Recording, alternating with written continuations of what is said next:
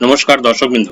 গতকাল ২৭টি সংগঠন বকেয়া ডিএর দাবিতে যে মিছিল করেছিল, সেই মিছিলে কিন্তু কলকাতা শহরটা কিন্তু কেঁপে উঠেছিল এবং অজস্র শিক্ষক শিক্ষিকা শিক্ষাকর্মী থেকে শুরু করে সকলেই জমায়েত হয়েছিল সেই মিছিলে।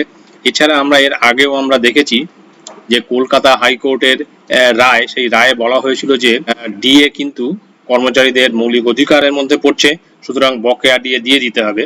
তো এই সমস্ত ঘটনার পরিপ্রেক্ষিতে আমরা কিন্তু একটা পজিটিভ মনোভাব নিয়ে এগোতে পারি এবং আমরা ভাবতেই পারি যে বকেয়া ডিএ কিন্তু আমরা পেয়ে যাব।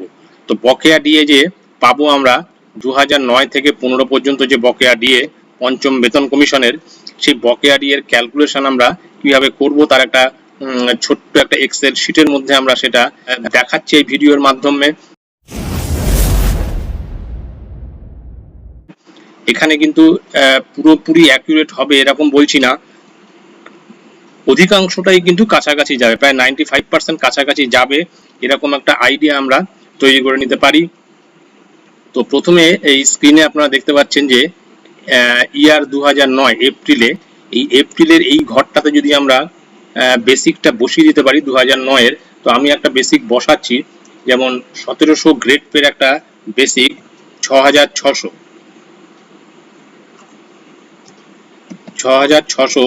এখানে বসালাম, দিয়ে এন্টার দিলে কিন্তু বাকি ঘরগুলো ক্যালকুলেশন করে নেবে এবং এখানে দেখা যাচ্ছে যে তার 1,75,731 এই টোটাল এরিয়াটা এটা এরকমটাই দাঁড়াচ্ছে।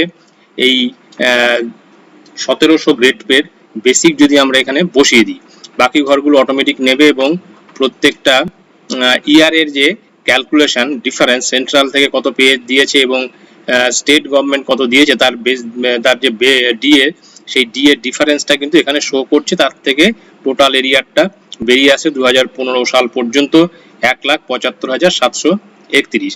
এখানে একটা বলার আছে যে এই সময়ের মধ্যে যদি কারোর 10 বছর কিংবা 20 বছর কিংবা 18 বছরের ইনক্রিমেন্ট পেয়ে থাকে তাহলে কিন্তু এই হিসেবটা সামান্য একটু চেঞ্জ হবে।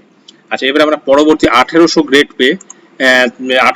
পে বেসিকটা যদি আমরা এখানে বসিয়ে দিই 6,830 বসে যদি এন্টার করি, তাহলে তার এরিয়ারের যে ডিফারেন্স সেটা দাঁড়াচ্ছে হচ্ছে 1,82,024 টাকা তার এরিয়ার হচ্ছে।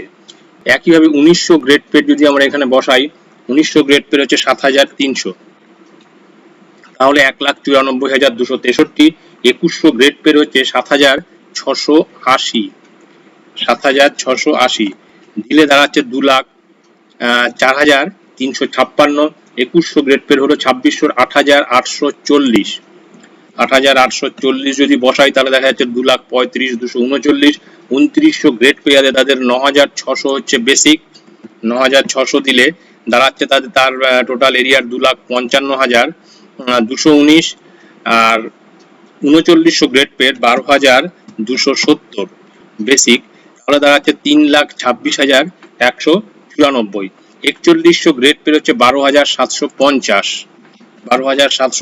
দিলে দাঁড়াচ্ছে 3,39,226 টাকা।